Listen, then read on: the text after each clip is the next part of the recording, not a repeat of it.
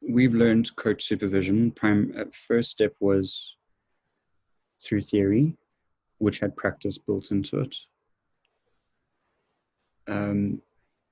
But the first step was theory. But you can also do quite successful learning by just doing, and without knowing it, you're learning the theory, or you're learning a framework, but maybe not knowing the theory. And I was wondering if inadvertently, when we supervise coaches or if a coach is supervised for an extended time, if they inadvertently start to think like a supervisor themselves. I think that is a useful topic to explore. So I remember our training slightly differently. Apart from walking into the training center and saying hello, one of the first things that we did that was supervision related was volunteer to engage with each other, do what we thought was supervision, and then reflect on it. Yeah. What made that not coaching? What made it supervision? And also what made it maybe coaching? Yeah. To help to kind of take this thing and pull it apart into more distinct modalities, and then expand the supervision, or focus on the supervision one and expand it. Yeah, that rings a faint bell. I suppose I kind of smushed it all together into that was training. Okay. With a lot of practical in it. And then the other thing that came up for me when you were talking was, I agree with your idea that supervisees do take on supervision skills, and in transactional analysis language, I've described that as introjected parent. But yeah, that's where I'm interested to explore more. So we would take on maybe the thinking and the paradigms and the theories that we've experienced in supervision with our, like, I know that I've heard the voice of my own supervisor in my head during a session, after a session, leading up to one. But I'm wondering if it's only introjected parent. I guess theoretically it could only be. I don't know. Well, I don't think necessarily, because you do a piece of work and learning with the supervisor, and at that time, so you're engaging your integrated adults as well at that time. So it'd be, part of it would be an introjected parent, but then you're also co-creative in that learning.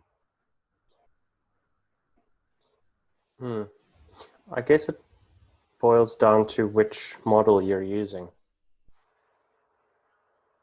to describe it, because there might be limitations. I'm not sure that introjected parent is a relevant term when you're talking about things like integrating adult or integrated adult. Or maybe with integrated adults, but not necessarily integrating. What are your thoughts? Well, yeah, so I experience it differently.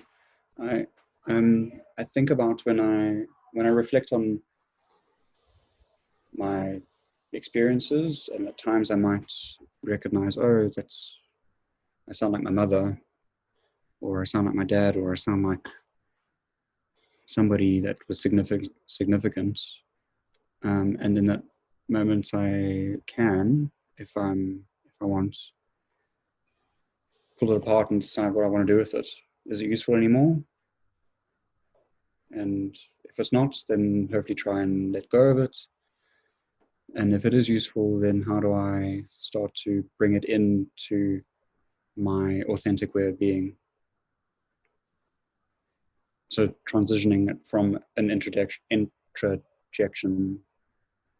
to my integrating adult. I like how you translated that. And that does make sense. Hopefully everything that you take out of supervision is useful. and maybe it's useful for one scenario and not necessarily for another. But maybe that's a different discussion. So I'm just thinking now, back to your original question of, do supervisees start to learn supervision skills?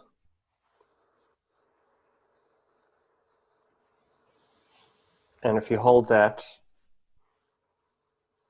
question, and the other question of then what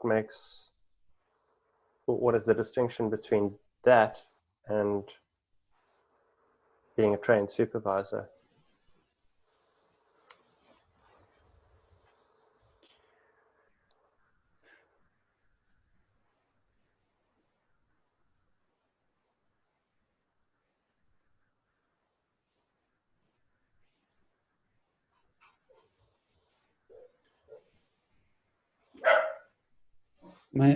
My initial, it's funny, so my thoughts are that in engaging with valuable training, there's rigor in it. And there's a process of, there's elements of being evaluated and mentored in your growing of your skill. So it's not just the felt sense, but along with your felt sense, bringing in theory, bringing in practice, and also with those the trainer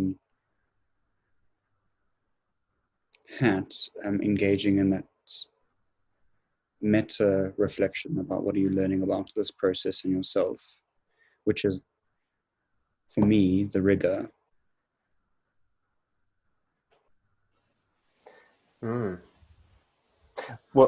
What's coming up for me is Kolb's learning cycle.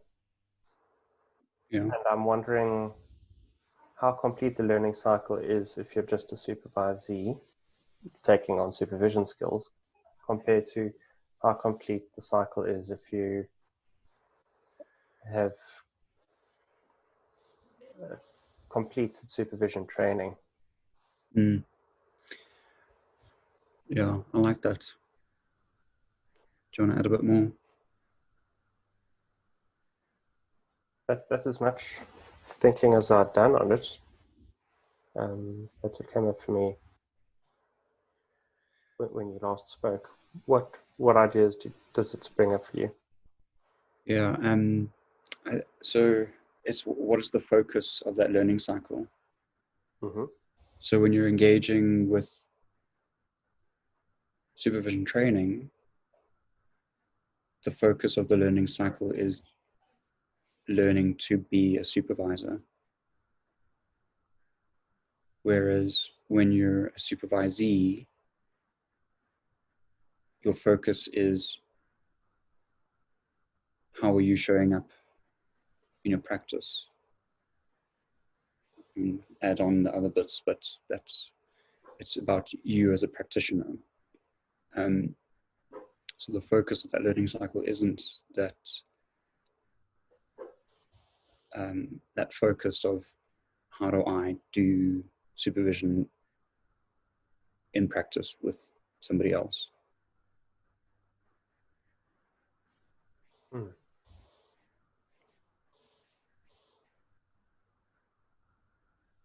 I'm thinking about it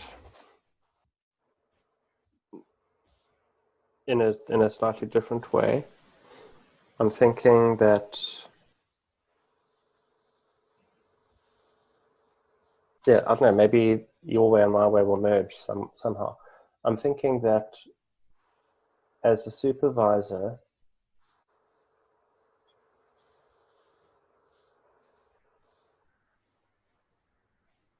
you may have more awareness of what's going on in the abstract conceptualization phase of the learning cycle, because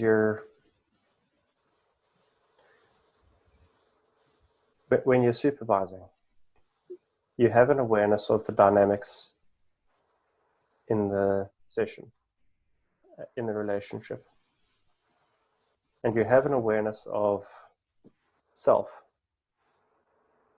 Mm-hmm. and you offer those to the supervisee and as data, and how do you make sense of these dynamics and experiences in relation to the context that they've brought.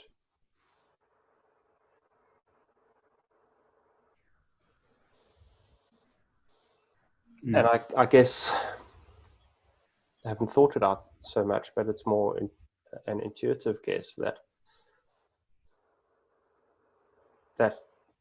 greater awareness of the concepts that are potentially playing out in the session for the supervisor is different to what part of the learning cycle the supervisee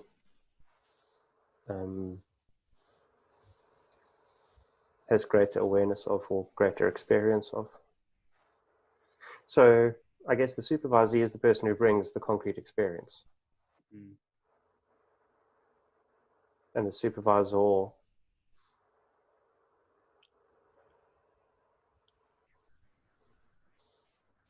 facilitates the exploration of the concepts, but also helps the supervisee think about what happened and unpack what happened in a different way to how the supervisee has already been attempting to unpack what happened. Because if they'd successfully done that on their own, they wouldn't necessarily come to supervision, other than maybe to validate the sense they've made out of what happened. So the question that's coming up for me is so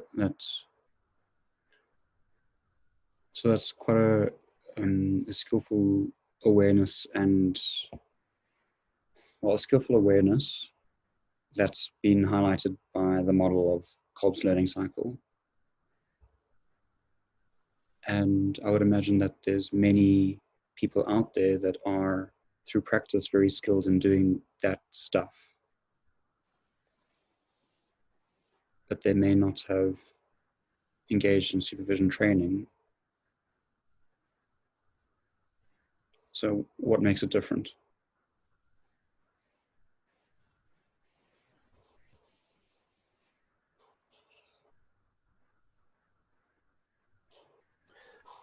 I'm not convinced that that's the case, because it's conjecture that those people exist, or that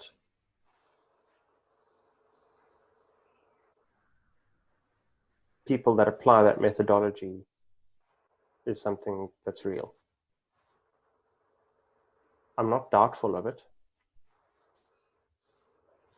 that they exist.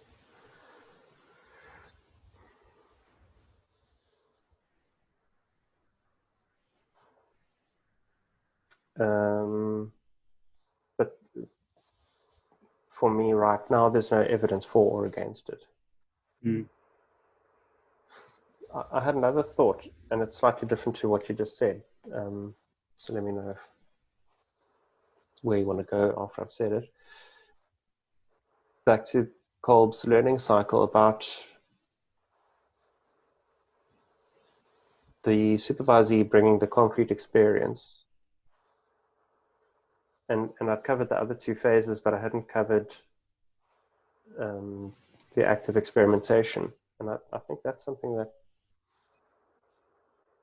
my sense is the supervisee does more of than the supervisor does in the session and outside of the session. And there's an enormous amount of developmental stuff going on for the supervisee when they are being creative in the session and coming up with other ideas of how to think about what has happened and how to think about what they want to happen and how and what actions to plan based on the thinking of going forward and doing things differently. I don't think the supervisor does any of that, because that would be giving advice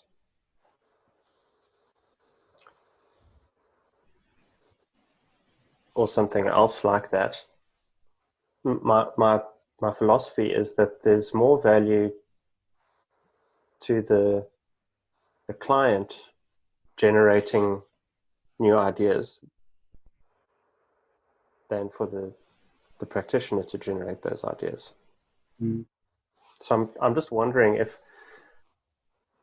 looking at the Kolb's learning cycle from a distance, if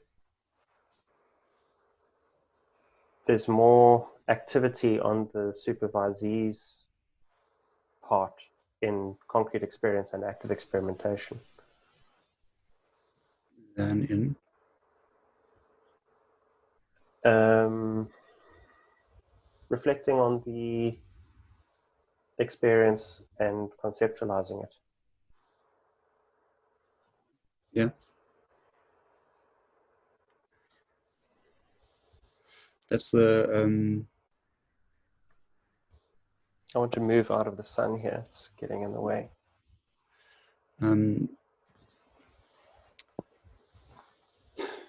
Zvelcher's edition of the transformational line on that model.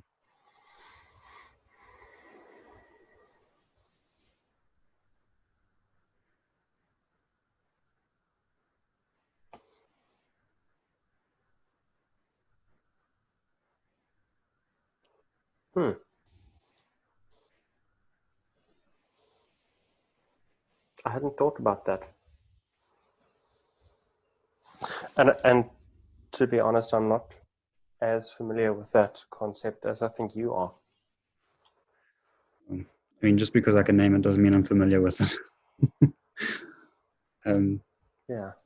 But so there was one thing in particular that I was reminded of, that I want to just see if I can pull it up quickly.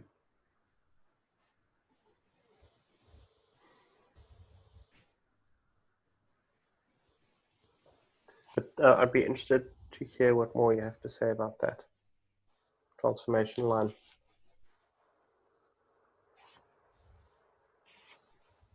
Oh, I also got the name wrong. It's not Svelch.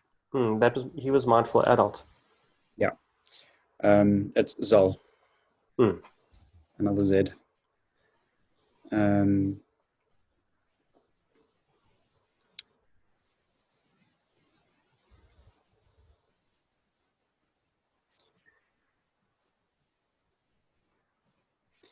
So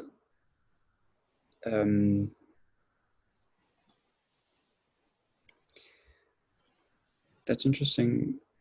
So what the two things that he added is, so from the concrete experience into the reflection, the person that's learning is a receiver, and the language there is that it's from outside to inside. It's passive and past, and you're using the temporal cortex. So distinguishing the parts of the brain, and that apparently the temporal cortex is related to memory. And then going over the transformational line into the thinking and the action is going from receiver to producer. So it's interesting because what you were talking about, level of activity,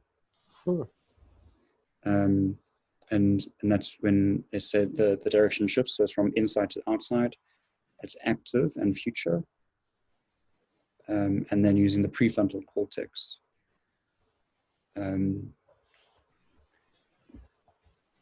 Which was about creativity and about creativity. And can you say a bit more about the transformation line? Yeah, I'm quite ignorant about it, so I thought. So the transformational line is, if you think of the cycle, there's the experience. I'm going to use very simple language: experience, reflection, thinking, action. And the transformational line is after step 2. So you go experience and reflect. So that's when you're receiving.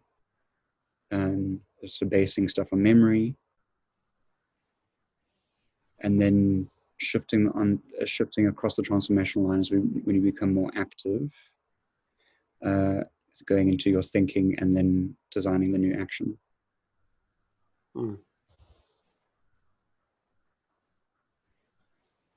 So the conceptualization and the active experimentation is on the active side of the transformation line. Yeah. Interesting. That's slightly different to how I was thinking about it in terms of the roles of the client and the supervisor.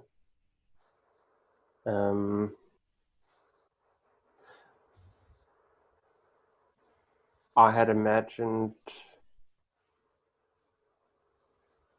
I guess, if you take that transformation line and you turn it anti-clockwise,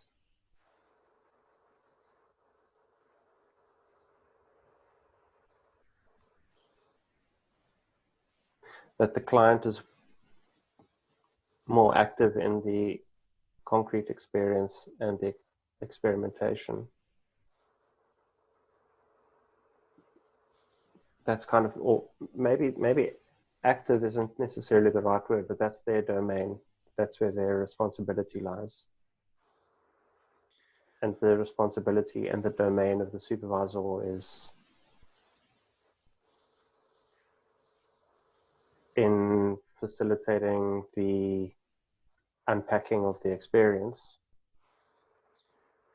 and conceptualizing it. And I'm aware, as I've just said, that we're talking about different things. The transformation line or Zol's piece is more about what happens for the individual, and what I'm thinking about is more about roles in a relationship. Yeah. So there's almost like a double-decker something happening.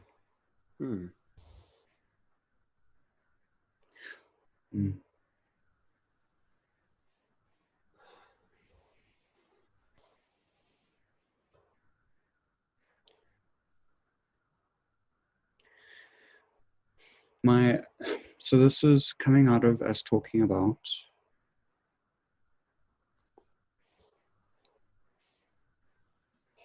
as coaches become more experienced, and also experienced as coaches and also experienced of supervision, do they slowly become supervisors, to put it in, to really strip it down,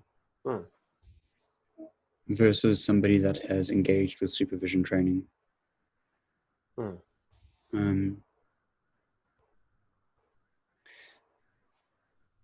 I suppose maybe one of the reasons why I'm particularly interested in this is that I've met with coaches in the past who say supervision is just coaching for coaches, and you just need to be coached by a really experienced coach. And if you dig a little deeper and ask, well, so what's the nature of, or the look and feel of the sessions, there's often quite a bit of flavor that it really is supervision. So where is how do we make this, where's an ethical distinction, or where is the distinction?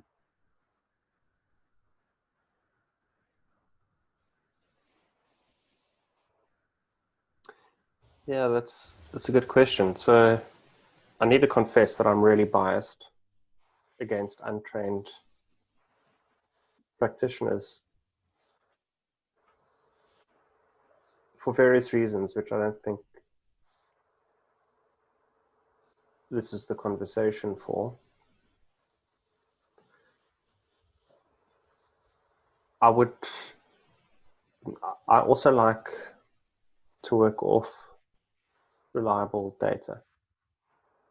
So when you say, or what I think I heard you say was, experienced coaches working with other coaches demonstrate some supervision competencies. I was nodding my head more that I understood what you were saying than I agreed with what you were saying. And I can't agree because I don't have any data to validate that statement. What I think would be very interesting and certainly help to bring more clarity to the argument is to do some research on it and see.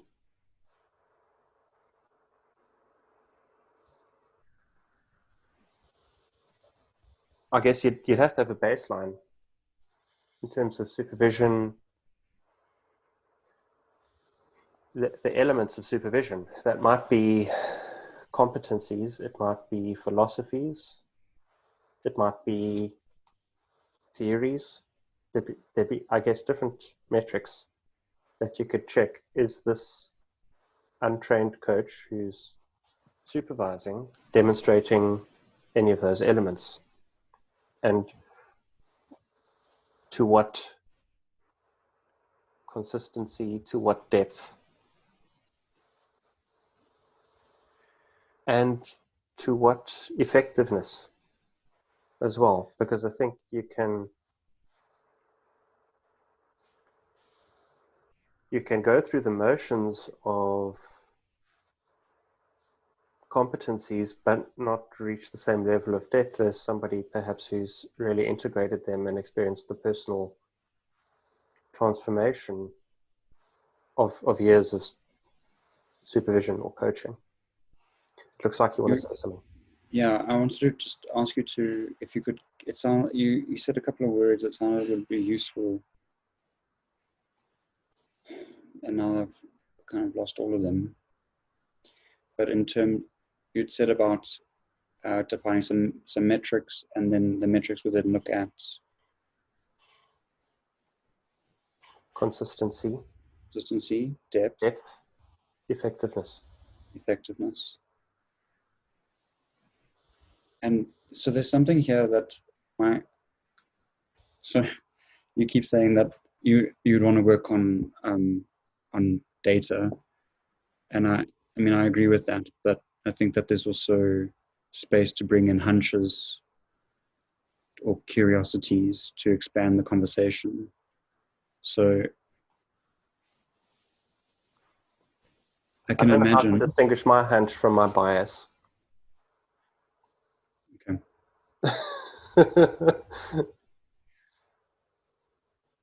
That's really interesting. Mm-hmm. Maybe that's another conversation. But I'm really intrigued now to hear what you have to say. I've got two things. What should I talk about first? But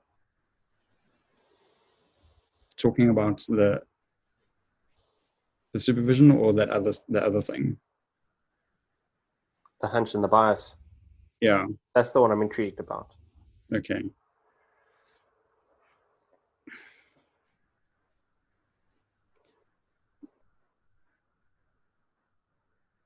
So you said that you're did you say struggle? You struggle to what did you say? To do I said I something don't wrong? know how to, and I also realized that I was probably discounting when I said that.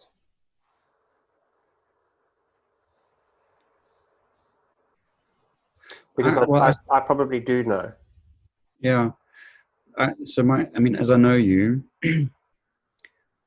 I've seen you very, very easily and very competently do that.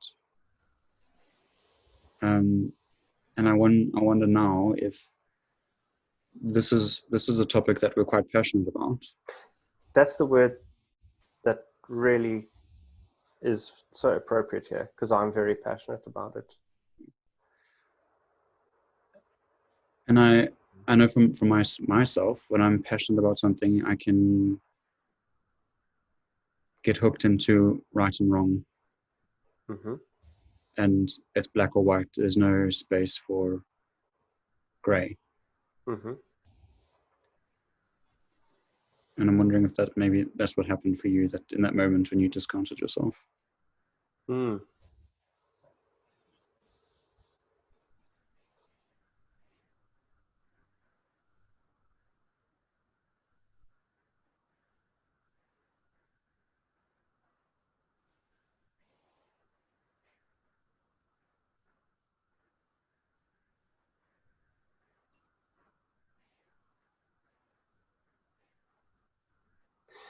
Yeah, I think you're onto something.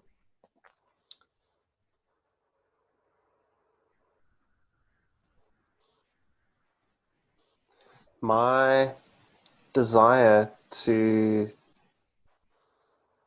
monitor my own bias is part of me wanting things to be more to the black and white way of thinking.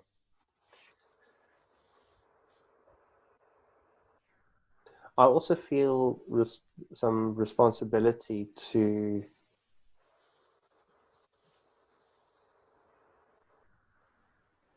make statements which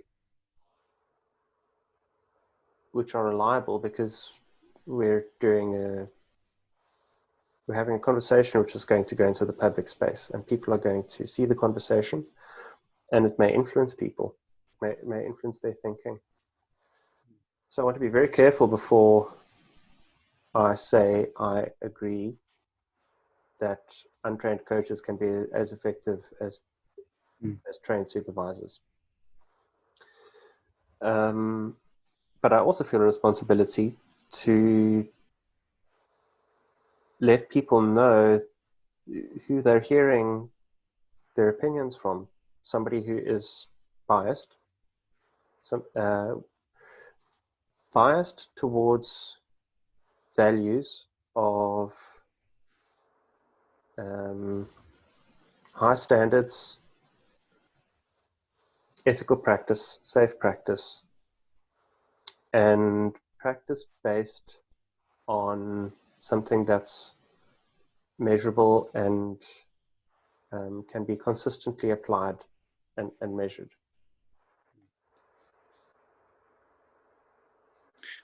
And sorry, the reason for that is because let's take something which I know nothing about, throwing bones and making projections about whatever. I have no idea how that works or even if it works.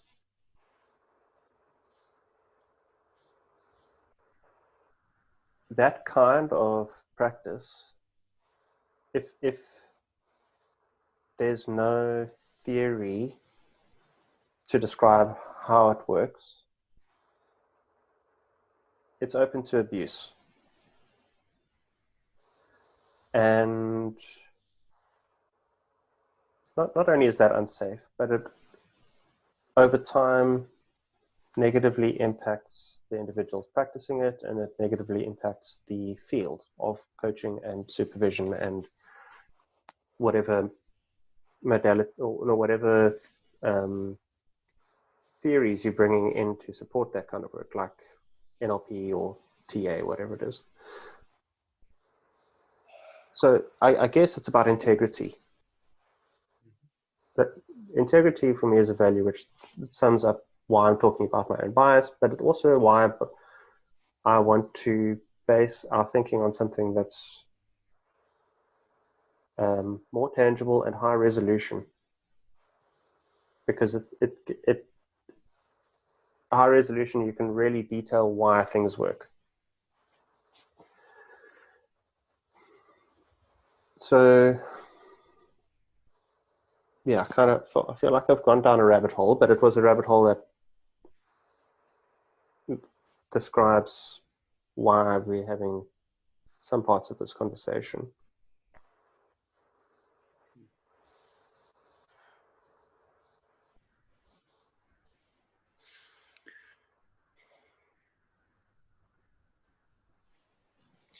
So I resonate with everything you said,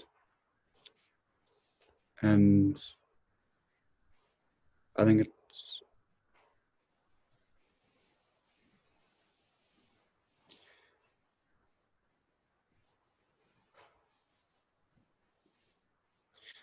so there's something here about, the reason I'm curious about the stuff of, oh well, I'm working with a really experienced coach. They've got tens of thousands of hours, so how can I not get value out of that? And the I think it's important to be able to acknowledge what is happening, and then be curious about it, to learn from it. So it's not to say by acknowledging it we're agreeing with it. Yeah, it's also not saying that, which I think the bit that I hadn't answered in what you said was about the gray. I really answered more about the black and white, and I would like to respond to the gray bit as well. It's not territory that I enjoy so much. It's the throwing bones territory, and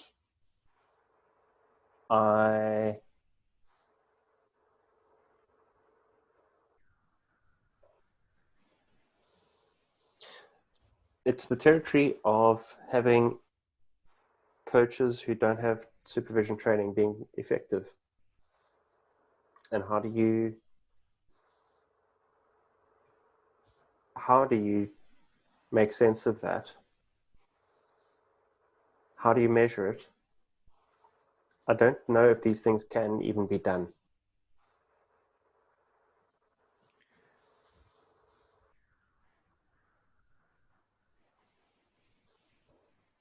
So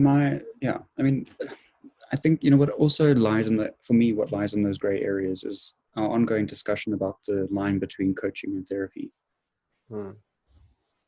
It's important to have those discussions.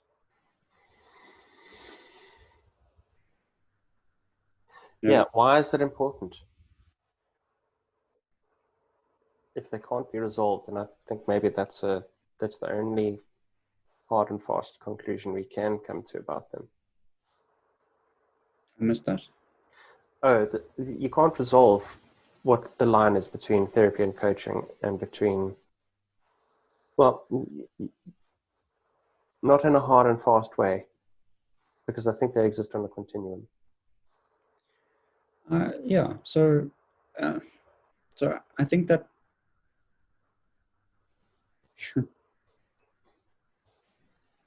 I don't think that they can't be resolved full stop. Okay. I think that it is a continuum, and that's why it makes it even more complex, and that's why it's important to carry on having those discussions to learn more about the continuum. So we're not just, oh wow, the primary focus isn't about where's the line. It's also what's the continuum. What does that look like? That is a brilliant reflection. Yeah. And I think that's the gray, why it's so important to continue having discussions about gray areas.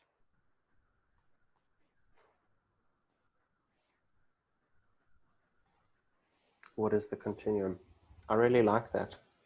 I actually feel relief in relation to that topic, because you're not going to be able to distinguish at that level of focus, or what is the distinction. But if you zoom out, you can look at what's the whole kind of picture and where do things lie, generally speaking. Yeah. And what's influencing how things lie. Yeah. So how about we apply that then to the question you introduced about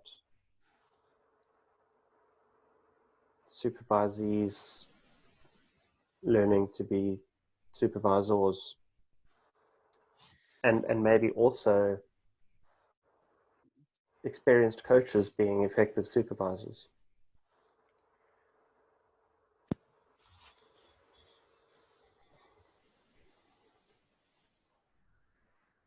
So my sense was those three words that you named, and I've lost them again.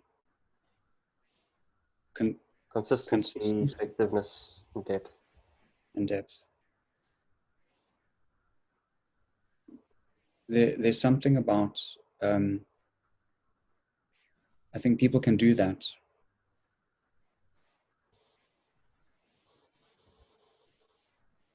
with a sense of why it is. But what makes it different is when you know why it's consistent, effective, and gains depth. My assumption is that you think the latter is the result of training. Yes.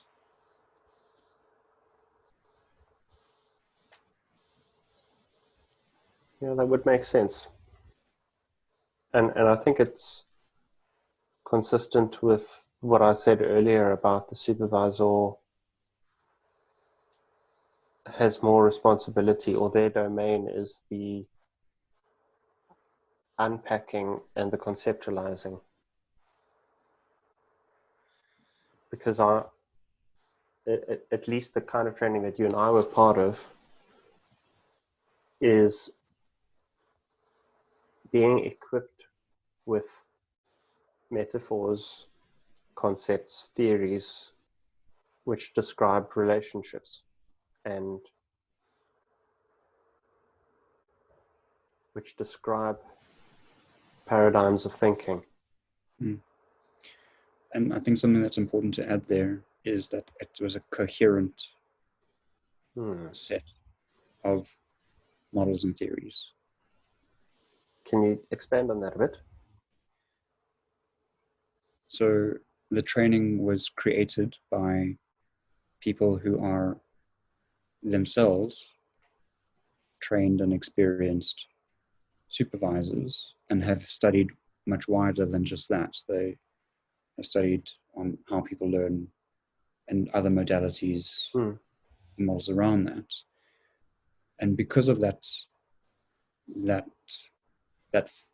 solid foundation, they were able to create a training program that stitches together a coherent path or a coherent framework of what is supervision and how to do it. And I think that's an important distinction from somebody being able to do self-study and dipping in and out of things.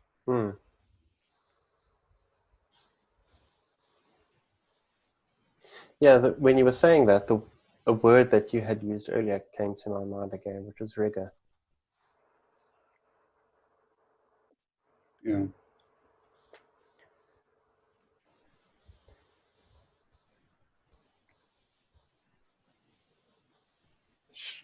Where do you want to go over the conversation? Do you want to explore it more, or should we look at wrapping up?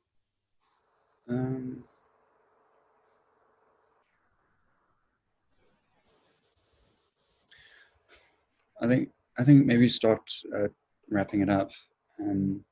The one thing that always comes to my mind when I think about learning something is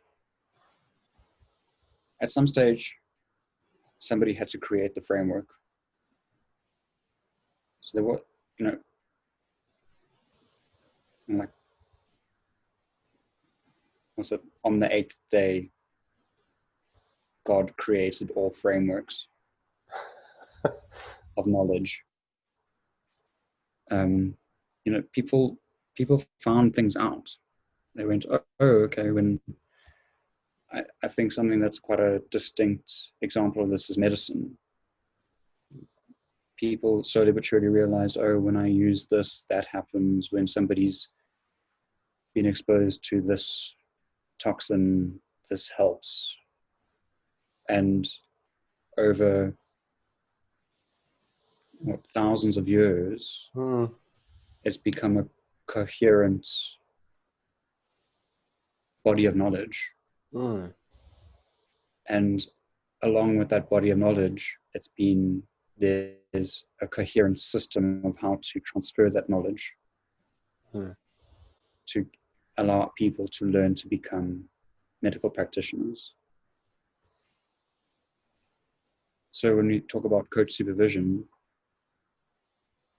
it's a like shiny baby compared to many other professions.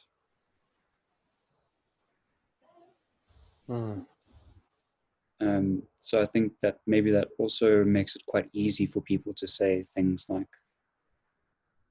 coach supervision is just coaching for coaches by a more experienced coach. But I think I believe that we're in a place now that no longer is a valid justification. There's significant research and theory behind this that justifies it being a coherent, standalone practice. And that's why training is important.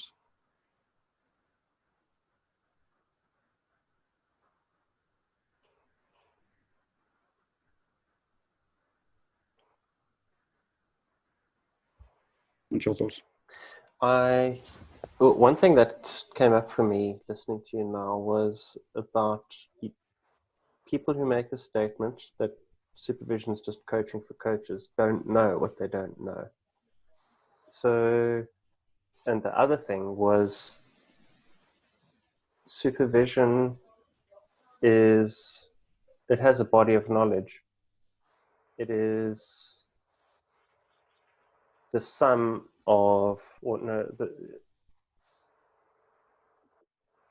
it's the final form or the product of ages of thinking about professional relationships in the field of engaging with people. And, somebody had to be the first person to supervise another person who was a practitioner in a helping profession. And that person must have shared their knowledge. And over various, or not various, well, maybe various and repeated sharings of learning and formulating ideas of how supervision works, like the supervision triangle has been a really long-standing description of what supervision is about, and it's got many various forms, and some of them aren't really as distinct from each other as others maybe.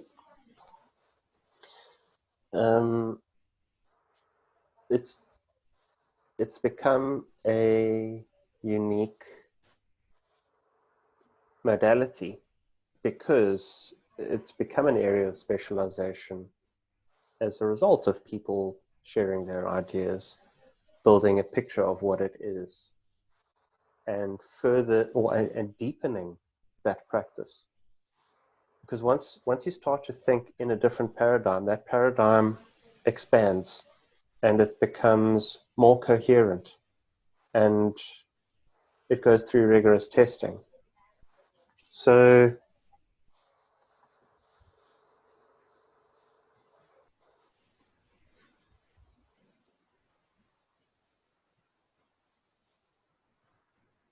I don't think that somebody who has invented supervision for themselves can really know as much or practice as effectively as somebody who has the basis of multiple previous generations of supervision, thinking, and practice to rely on. Like I don't have to make the mistakes to know what works best, because those mistakes have already been made and other people have learned from them, and I can learn from their learning and awareness. But if you haven't got the training, you don't have that knowledge existing already for you. I'm not figuring out how to do supervision as much as somebody who's got no training is trying to figure it out.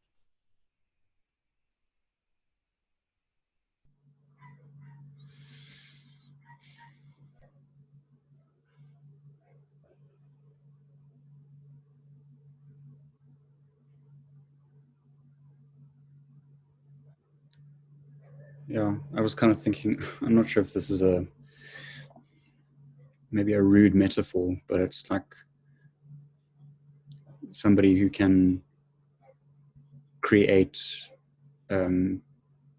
delicious dishes in the kitchen, but just by luck or some experience, probably more experience knowing like, all this flavor goes with that flavor, versus a trained chef who knows the science behind all the different fields within cooking. The baking is a science, molecular gastronomy is a whole new and ever-growing territory of science at cooking, and that's significant bodies of knowledge. So interesting. I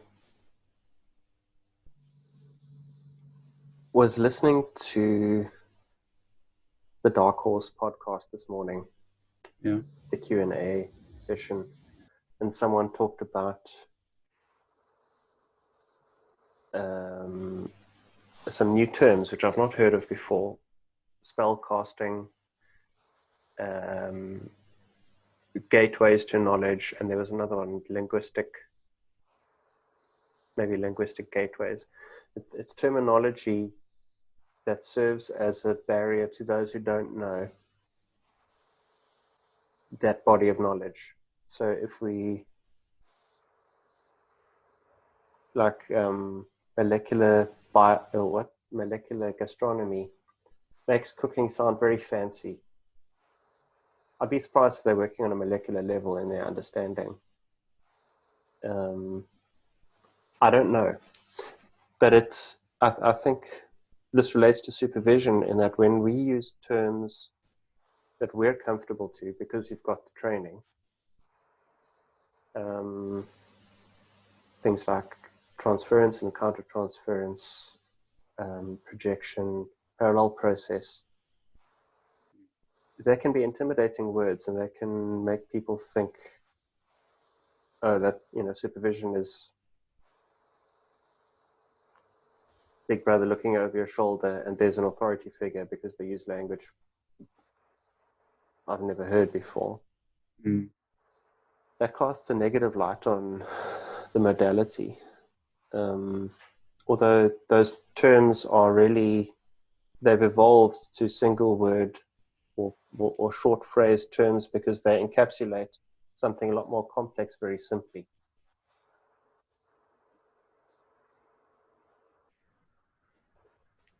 Again, getting back to what you'd said about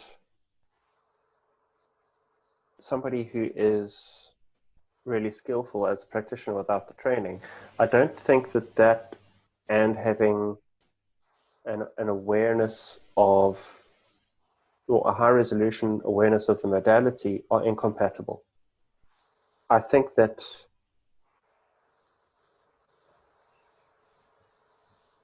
it's inevitable over time. You will integrate practice and theory, and you may have your leanings towards which one helps you most be skillful.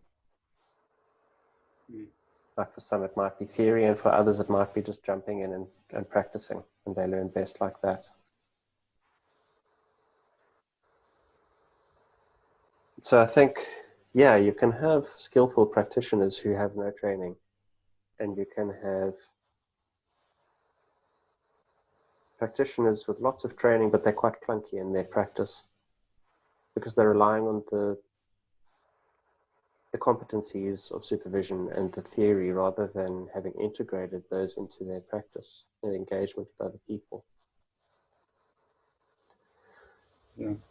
And I guess my bias does come in because I am weighted more towards the theory and the understanding of what I'm doing rather than just going in and doing with no understanding or little understanding.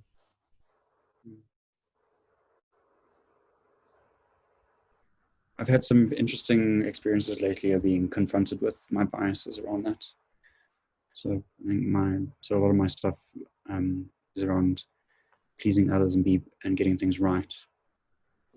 So getting things right obviously leans me quite hard into theory. I need to know how to do it before I do it, because it'll be too scary to try and do it and get it wrong. Yeah. Versus having some childhood memories recently about being excited to try something new without knowing. And then at times actually getting into trouble for doing it. So reinforcing that stuff about needing to know the theory. But I think it just highlights how what you were saying about people's preferences of learning. It's so individual. And then, back to that rigor, it's so individual. That's why rigorous training that takes people around the learning cycles through the different learning paradigms makes it such a rich and transformational process. Yeah, I want to try to escape the sun again.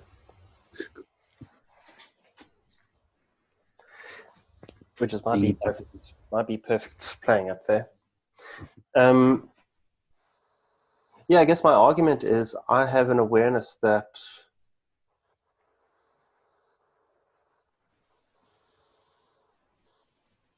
there is a theory which says people have their preferences in terms of how they learn. And I have an awareness of where I lie and or what my preference is.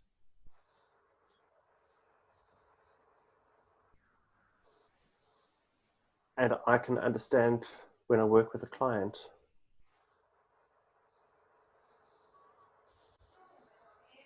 how they might be struggling because of their preference and where else they could go. So I've got a whole picture of where they are in relation to something else. And I can offer them that. I can offer that they explore that concept for themselves, which brings for them not only awareness of where they are, but where they might go to have a different experience of professional practice and life. Yeah. And I'd say somebody who doesn't have that cognitive awareness of that model, let me not make a statement. It's probably better to ask a question. I'm curious about how they would work with somebody who is displaying what I would notice as a preference.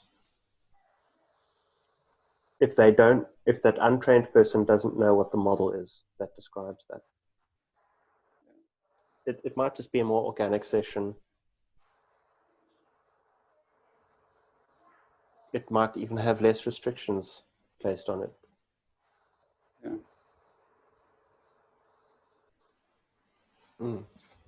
Yeah, I liked how you shifted that a statement to a question. I think that's the kind of shift that goes into opening the discussion into gray areas. Yeah. So an idea I've had is we could have a conversation with somebody who works in that grey area. Yeah. Yeah. Really quite cool.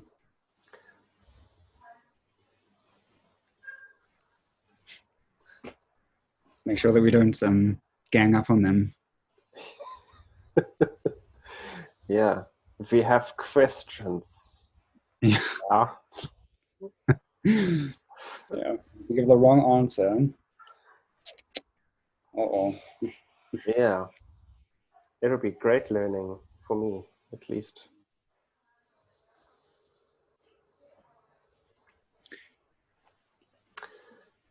Is that enough for now? Yeah. I really appreciated the conversation, and my major takeaway is, I mean, it makes so much sense to me why I was struggling with this is learn about what the continuum is as opposed to where those fine distinctions are. And I think that's just really